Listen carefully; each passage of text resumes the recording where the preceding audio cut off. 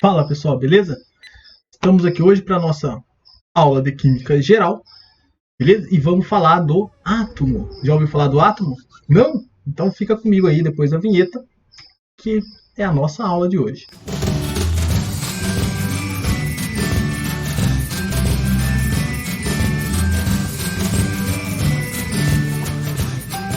Beleza, se você está aqui com a gente, seguindo nossas aulas aqui no YouTube, eu peço que ajude o nosso projeto, né, a continuar aí, a crescer, ok? Então deixe seu like, se inscreve aí no nosso canal, compartilha lá com seus amigos, ok? Vamos lá para os nossos slides. Beleza, então como falei, nossa aula de hoje, modelos atômicos, parte 1. Beleza? A disciplina é Química Geral. Vamos lá, vamos lá. Ok. Deixa eu só colocar aqui. Foi lá. Beleza. Então, ó, a gente vai falar hoje da evolução dos modelos atômicos. A gente vai de Dalton até Rutherford. A gente vai deixar o modelo de Bohr para a próxima aula. Aqui nesse slide, a gente já vai ver as principais descobertas de cada um desses cientistas. Certo? Dalton, então, dá a primeira inserção sobre o que é o átomo, certo? Ele fala que o átomo ele é indivisível. Thomson é o descobridor então das cargas positivas e negativas, e Rutherford faz a descoberta do núcleo. Esse é o seu spoiler da aula de hoje, beleza? Ok, primeiro vamos passar por Dalton. Dalton falou que o átomo era uma partícula minúscula, né? Era uma minúscula esfera maciça, impenetrável, indestrutível e indivisível. Então era a menor partícula, né, da matéria. Ok? Esse modelo de Dalton ele surgiu a partir da quantificação das substâncias que reagiam entre si para formar então novas substâncias. Beleza? Então, para Dalton, o átomo era a menor parte da matéria. Ok? Beleza. Então, ó, a gente tem aqui os postulados de Dalton. E esses postulados foram, então, baseados nos aspectos quantitativos das leis ponderais, certo? No caso específico de Dalton, relacionado com a conservação das massas. Ok? O primeiro postulado fala o seguinte, ó, que toda matéria é composta de partículas fundamentais. E essas partículas fundamentais eram os átomos. Okay? Esses átomos eles são permanentes e indivisíveis, certo? Eles não podem ser criados e nem destruídos. O terceiro fala o seguinte: os elementos são caracterizados por seus átomos. Todos os átomos de um dado elemento são idênticos em todos os aspectos. Okay? Átomos de diferentes elementos têm diferentes propriedades. Então, ó, as transformações químicas elas consistem em uma combinação, separação ou rearranjo dos átomos. Ok? Nesse caso aqui, ó, ele fala então que os átomos eles não se modificam durante as transformações químicas. Beleza? Por último, o seguinte: compostos químicos são formados de átomos de dois ou mais elementos em uma razão fixa, como por exemplo a molécula da água. Okay? Essa razão fixa é a seguinte: eu tenho dois átomos de hidrogênio para um átomo de oxigênio. Okay? No caso do CO2, né, o gás carbônico, eu tenho um átomo de carbono, né, na proporção aqui para dois átomos de oxigênio. Tranquilo? Beleza, mas o que é esse modelo então é falho? Posteriormente, a gente descobriu a existência dos isótopos, certo? Mesmos elementos com massas diferentes, ok? Como, por exemplo, eu tenho o prótio, o deutério e o trítio, certo? Então, ó, todos os átomos de um dado elemento não têm a mesma massa, beleza? Depois, a seguinte observação: átomos podem ser alterados nas reações. Isso é facilmente observado quando a gente tem aqui, ó, a oxidação do ferro para formar o óxido de ferro. Ok? Então eu tenho o ferro, que aqui o estado de oxidação é zero. A gente vai ver isso mais para frente nas disciplinas. Ok? E no caso aqui do óxido de ferro, o ferro está aqui mais 3. Beleza? Isso daqui é um processo de oxidação. Tranquilo? E o átomo de Dalton também não previa um núcleo, e sim apenas uma esfera maciça. Certo? E a gente sabe hoje em dia que o átomo ele é constituído de partículas menores, as chamadas subatômicas, que são elétrons, nêutrons e prótons. Tranquilo? Então esses daqui são os pontos falhos de Dalton. Beleza. Depois de Dalton, então, apareceu Thomson. E Thomson é o descobridor das cargas positivas e negativas. Ficou muito conhecido o modelo de Thomson porque ele atribuiu que seria o quê? O átomo seria lá como se fosse uma esfera, certo? Carregada positivamente e as cargas negativas inseridas nessa massa positiva, ok? Então, ó, o experimento com os raios catódicos de Thomson é que ele conseguiu fazer essas predições, beleza? Esses raios eles não podiam ser vistos. Entretanto, eles eram detectados pelo fato, né, de fazerem certos materiais, como o sulfeto de zinco, apresentarem fluorescência. Ok? Então, o experimento basicamente é o seguinte: eu tenho aqui um cátodo, certo? E aqui eu vou ter um ânodo. Ok? Então, entre o cátodo e o ânodo, era então aplicado uma diferença potencial extremamente elevada, e nesse cátodo, então, partículas eram emitidas. Certo? E tinha a emissão de raios catódicos, assim como ele definiu, certo? Esses raios catódicos, quando passava aqui na presença de um ímã ou de um campo magnético, ele observava, né, que quando esse campo estava ligado, o que acontecia? Ele observava um desvio dessas partículas sempre para o lado da parte positiva ali do campo ou do ímã, ok? Do ímã ou do ímã, perdão. Beleza? Quando você tirava o ímã ou desligava lá o campo, né? O que acontecia? Essas partículas elas vinham de forma direta, ok? Então ele fez também o que? Ele colocou diferentes materiais aqui como cátodo e observou o seguinte: que o comportamento era idêntico para diferentes materiais. Ok? Então ele fez uma suposição que essas partículas que eram emitidas, certo? Elas eram iguais em diferentes cátodos. Beleza? Então tá lá. Ó, como eu falei, né? Na presença de um campo elétrico ou magnético, né? Esses raios catódicos eram desviados, o que sugeria que eles possuíam uma carga. Beleza?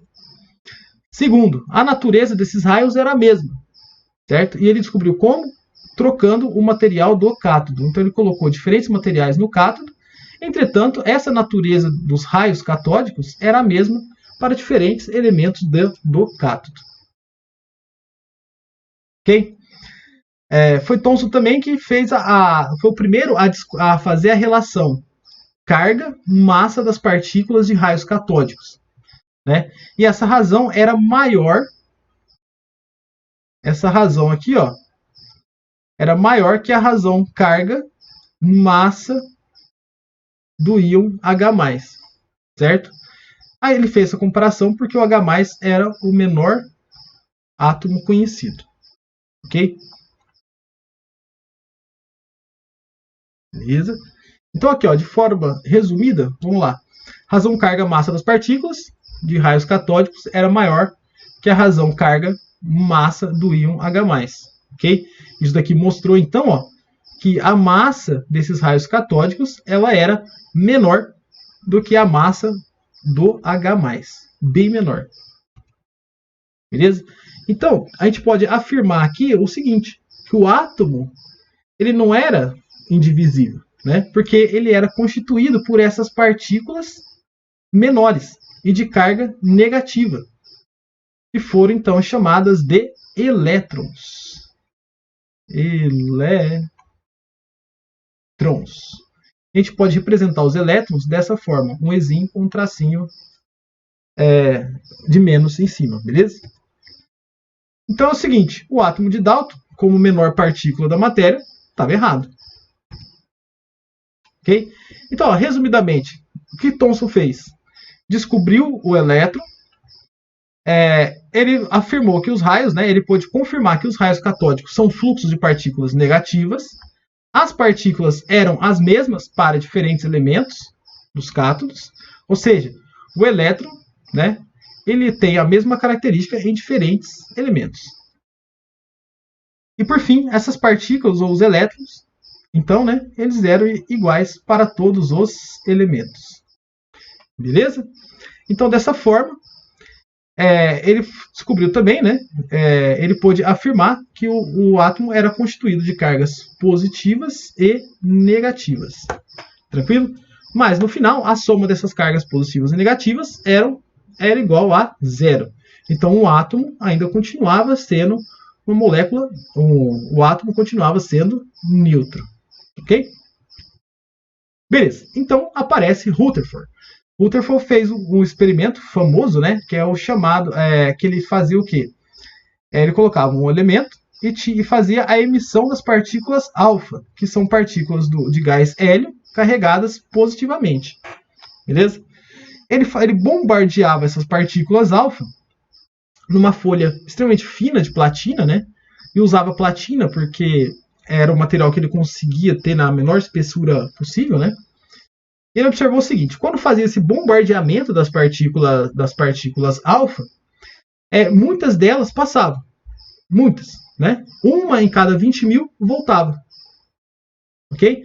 E ele também aqui tinha numa placa, que ele observava as cintilações, ok? Então, através dessa contagem, ele observava que uma em cada 20 mil voltava, ok? Aí você vai imaginar assim, se é uma partícula positiva e ela volta, quer dizer que ela foi repelida, ok? Então, o que acontece? A quantidade, de pontos, vamos imaginar assim, com carga positiva ali na placa de platina, na proporção era muito menor, a área que ocupava era muito menor, entretanto repelia, e fazia voltar para trás essas partículas, ok? Então ele descobriu o quê? Ele descobriu o núcleo, e que em volta do núcleo, essas partículas aqui, elas passavam, a maioria delas que passavam, quer dizer que tinha alguma coisa vazia, que a gente tinha um vazio no entorno ali, ok?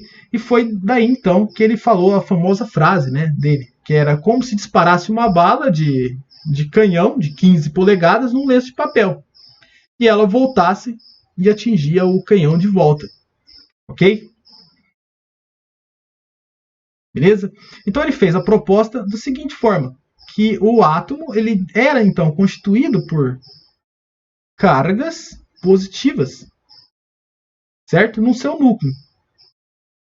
E que ele tinha partículas negativas no seu entorno, porque uma grande parte dessas partículas alfa, quando atravessava aqui a folha de platina, elas tinham um pequeno desvio, certo? Ela saía daqui, e fazia um pequeno desvio, ok? Entretanto, ele observou que algumas dessas cintilações passavam reto, ok? E isso era uma questão que ele não soube responder. Entretanto, em 1932, a complementação desse... Aqui a gente tem o exemplo. Tá vendo? A gente tem lá as partículas alfa sendo emitidas, passando lá nas folhas na folha de platina, certo? E umas voltavam, que é essa daqui, ok? Outras desviavam, certo? E outros vinham reto aqui, Beleza? Vou deixar, aqui tem um link, Depois, quando eu mandar os slides da aula, ou você copia ele lá, eu vou deixar na descrição do vídeo lá no YouTube também, ok? Aí você pode assistir esse vídeo aqui, que é uma simulaçãozinha uma simulaçãozinha, então, do experimento de Rutherford, beleza? Bom, como explicar essas partículas que passavam direto? Né? Vindo lá de Thomson, ele sabia então que tinha partículas negativas e partículas positivas, né? No átomo. Ok? Mas, se ele jogava uma partícula positiva e ela não desviava, né, significava que tinha alguma outra coisa lá que não havia, então, o desvio. Certo? E foi aí que apareceu, em 1932, Chadwick. E ele fez o seguinte, ele colocou uma amostra radioativa, né, num bloco de chumbo, que era o isolante de radiação, e passou aqui em placas eletricamente carregadas. Certo? Então ele descobriu o seguinte, que partículas alfa, que são partículas positivas, se desviavam aqui para o lado negativo, ok? Que era o esperado das partículas alfa que eram positivas. Já as partículas betas desviavam aqui para o lado da placa carregada positivamente, ok? Entretanto, ele descobriu que algumas partículas não sofriam o efeito aqui do campo elétrico, certo? Denominando então o nome delas de partículas gama, que são partículas neutras, ok? Daí que vem o nome de nêutrons. Nêutrons. Beleza? E foi então que conseguiu aqui explicar os chamados isótopos. Eu tenho elementos com o mesmo número de prótons, entretanto com massas diferentes, porque essas partículas neutras, né, elas fazem parte do núcleo e tem a massa igual à massa de um próton. Tranquilo? Então, ó, o nêutron foi descoberto pelo físico britânico Chadwick em 1932. Então, ó, ele resolve os problemas das radiação alfa encontrados lá no modelo de Rutherford, beleza? Então, dessa forma, a gente chega no modelo chamado de planetário, onde eu tenho um núcleo, ok, constituído de prótons e nêutrons, e ao seu redor eu vou ter aqui, né, os elétrons, certo? Nessa órbita eletrônica aqui é dado o nome de eletrosfera. Essa aqui, eletrosfera. Maravilha? Então eu tenho o núcleo, e em torno do núcleo eu tenho a eletrosfera. Quem está na eletrosfera? Os elétrons. Beleza? Ok. Então, ó, através lá dos experimentos de Thomson, também descobrimos o seguinte, que de Thomson e Rutherford, né? Que essa massa aqui do núcleo, ela é extremamente maior do que a massa dos elétrons que estão no seu entorno. Tranquilo? Essa diferença de massa aqui, né? A massa de um próton a massa de um próton e um nêutron para um elétron é de aproximadamente 1836 vezes, ok? Então o próton é 1836 vezes mais pesado do que o elétron. Beleza? Esse raio do átomo, ele é cerca de 10.000 vezes maior do que o raio do núcleo, certo? Então quando a gente observa a imagem aqui, ó, ela é apenas ilustrativa, né? Porque o núcleo, ele tem aqui um raio. Se ele tem um raio X, o raio da eletrosfera aqui, ó, é 10.000 vezes maior. Beleza? Então, por isso que uma grande parte... Aqui, ó, quando eu tenho a representação aqui dos átomos de platina, né, alinhados um do lado do outro, é por isso que várias partículas alfa atravessavam essa placa. Porque a distância entre um núcleo e o outro, a gente vai ter aqui a eletrosfera no seu entorno. Okay? Então, na teoria, os núcleos, eles estão extremamente afastados, ok? Por isso também que uma em cada 20.000 só se chocava com o núcleo. Ok? Beleza. Então, ó, aqui fazendo um resumo bem rapidão, o Rutherford demonstrou a existência dos prótons, Chadwick, então, descobriu os nêutrons no núcleo, beleza? Então, ó, por definição, a gente vai ter o seguinte, prótons está lá no núcleo e nêutrons está lá no núcleo, ok? Em relação às cargas, prótons mais 1, nêutrons carga 0, e os elétrons é um extranuclear, que está lá na eletrosfera e tem a carga de menos 1. Maravilha? Então assim, ó, a massa do elétron para computar no elemento, ela vai ser desprezível em comparação à massa de prótons e nêutrons, ok? Olha lá, cerca de 1836 vezes menor a massa do elétron quando eu comparo com a massa, então, dos prótons ou nêutrons, ok? Então, ó, lembrando também que o átomo ele é neutro. Significa o quê? Que número de prótons, aqui, ó, número de prótons igual a número de elétrons, ok? O que vai caracterizar um elemento é o número de prótons. E como a gente representa esse elemento? Da seguinte forma, a gente vai ter aqui ó, o elemento representado no X, né?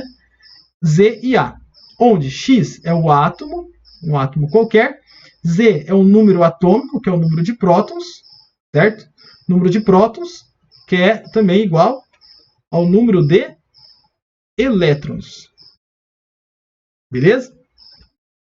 E A, que é o número de massa, que é número de prótons mais número de nêutrons. Ok? Então, eu tenho um exemplo aqui, ó, o oxigênio, 8,16. Então, significa que eu tenho aqui ó, o meu Z, que é o 8, né? Então, eu tenho ó, 8 prótons, vou ter 8 elétrons, e vou ter quanto de... Aqui é a massa atômica, certo? Vou ter quanto de nêutrons? Vou ter 16 menos 8. Eu vou ter aqui 8 nêutrons, porque a massa do próton é igual à massa do nêutron, ok? Então, ó, lembrando, isótopos possuem massas diferentes, portanto, o A vai ser diferente. E aqui eu tenho o exemplo ó, do oxigênio 16, 17 e 18, ok? Os isótopos também são encontrados em diferentes proporções na natureza. O isótopo que tem a proporção bem maior, né, no caso do oxigênio, é o oxigênio 16. 16 significa falar que é o oxigênio com massa 16, ok? A gente tem também o oxigênio massa 17 e massa de 18. Beleza? Tá vendo a diferença aqui, ó? Prótons, nêutrons e elétrons, a diferença entre o 16, 17 e 18 é apenas a quantidade de nêutrons. Ok? Depois observe aqui embaixo também, ó, você dá um pause lá, dá uma observada. A diferença do urânio 234 é que ele tem 142 nêutrons e 92 prótons. Prótons continua igual em todos. Ok? No 235 e no 238. Então guarde bem isso daí. Prótons vai dar a característica do elemento, certo? Mas nem sempre a massa vai ser igual, porque a gente tem os chamados isótopos. Maravilha? Ok, então para finalizar nossa aula, vamos fazer aqui 2 exercícios. Tranquilo? O primeiro ele foi tirado de uma prova do Enem. E fala o seguinte.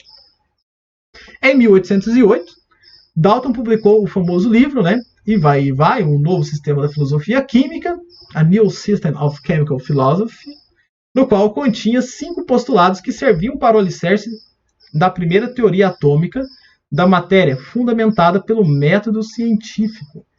Esses postulados são enumerados a seguir. Beleza, então a gente tem o postulado lá de 1 a 5. 1. A matéria é constituída de átomos indivisíveis. Todos os átomos de um dado elemento químico são idênticos em massa e em todas as outras propriedades. Diferentes elementos químicos têm diferentes tipos de átomos. Em particular, seus átomos têm diferentes massas. Os átomos são indestrutíveis e nas reações químicas mantêm suas identidades.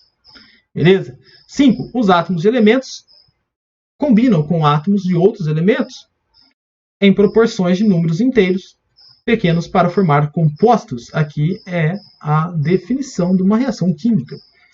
Então, ó, após o modelo de Dalton, outros modelos baseados em outros dados experimentais evidenciaram, entre outras coisas, a natureza elétrica da matéria. Certo?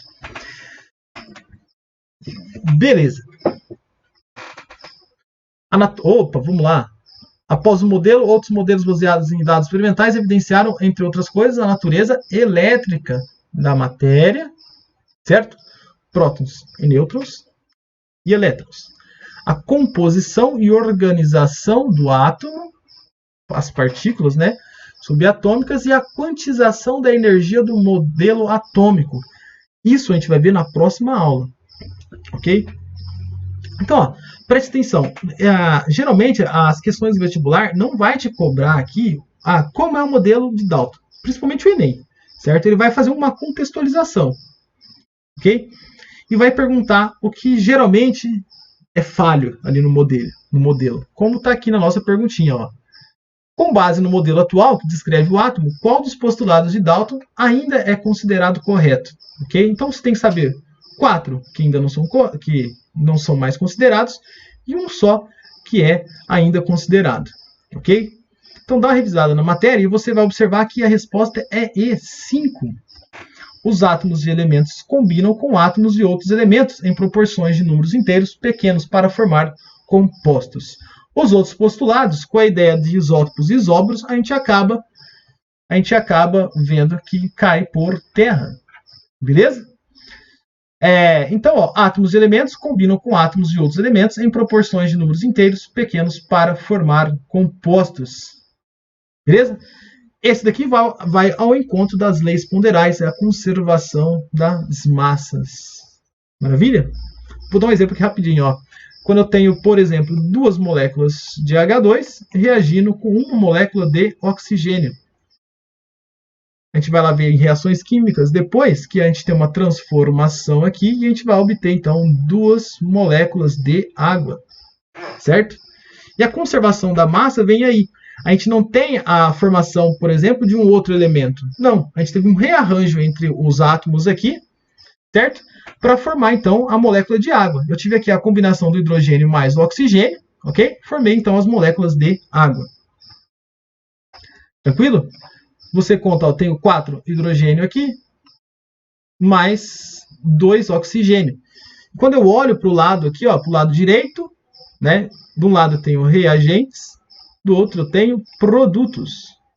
Beleza? Geralmente convencionado assim. Reagente do lado esquerdo, produto do lado direito. Ok? Então eu tenho, ó, desse lado 2 vezes 2. A gente vai falar um pouquinho mais sobre isso, mas adiantamos aí. Eu tenho 4 hidrogênios. Ok? Se eu tenho 2 moléculas de água, então quer dizer que eu tenho 2 vezes o oxigênio aqui. Então eu tenho 2 oxigênios. Tranquilo? Então a resposta é o item E. Em caso de dúvida, manda lá no nosso grupo da disciplina. Beleza? Suas dúvidas. Ok, e para finalizar, a gente tem um último exercício aqui. Eu sei, os enunciados são enormes ou coisa assim, mas vou passar aqui rapidão, beleza? Já estamos quase aí finalizando. Há cerca de 2.500 anos, o filósofo grego Demócrito, eu não falei, mas antes de Dalton, existiam os filósofos. E esses disseram que se dividirmos a matéria em pedacinhos, cada vez menores, chegaremos a grãozinhos indivisíveis, que são os átomos. Ok? Aqui eles filosofavam, certo? A diferença é que Dalton comprovou experimentalmente, né? Ele demonstrou experimentalmente o seu modelo. Okay? Aí ele já passa aqui para 1897. Ele fala então que Joseph Thomson, J.J. Thomson, descobriu que os átomos eram divisíveis, certo? Lá dentro havia um elétron, partícula com carga elétrica negativa. E já em 1911, né, Ernest Rutherford, mostrou que os átomos tinham uma região central compacta chamada núcleo, ok? E que lá dentro encontrava-se os prótons, partículas com carga positiva. Atente então à figura, que é o modelo planetário de Rutherford, que representa o núcleo e a eletrosfera. Ok? Então, isso aqui, ó, como já vimos nos nossos slides para trás aí, na nossa apresentação, eu tenho a eletrosfera e lá no centro eu tenho então o núcleo. Então, ele fala o seguinte: com relação à figura acima, é correto afirmar que o núcleo é muito pequeno, certo? Por isso tem pouca massa se comparado à massa do átomo. Não, lembra? Ó, a massa do próton ela é muito maior do que a massa do elétron. Esse tanto maior, aproximadamente 1836 vezes maior, ok? Então, descartamos essa daqui. Mais de 90% de toda a massa do átomo está na eletrosfera. Não. Né? A massa, né? Os elétrons, lembra, a gente acaba desconsiderando para fazer o cálculo da massa. A gente vai considerar apenas prótons e nêutrons. Então, o B também está errado. Considerando as reais grandezas do núcleo e da eletrosfera, do átomo, se comparadas às suas representações da figura, o tamanho da eletrosfera está desproporcional ao tamanho do núcleo. Ah, certo. Ok? Essa daqui tá certa. Lembra? Colocamos lá na apresentação mais ou menos o que acontece. A diferença aqui, ó, entre o raio do núcleo, né? Ó, o raio do núcleo, vou colocar aqui, ó, núcleo, ele é menor do que o raio da eletrosfera, certo? É menor quanto? Aproximadamente 10.000 vezes é a diferença entre o raio do núcleo e da eletrosfera, ok? Então é apenas uma figura ilustrativa, ok? Por isso que isso daqui está correto. Beleza? Vamos ver o item D. O que está errado? A massa do núcleo é bem maior que a massa da eletrosfera. Correto. A relação fica em torno de 100 vezes. Não. A relação está lá, ó, 1836 vezes. Beleza, meus queridos? Então, é o seguinte. Você aí, ó, se não deu aquele like lá no vídeo, né? Dá aí no finalzinho desse vídeo. E você ativa lá o sininho, porque assim que eu postar a aula parte 2, certo? Você vai receber a notificação, ok? Muito obrigado e até uma próxima.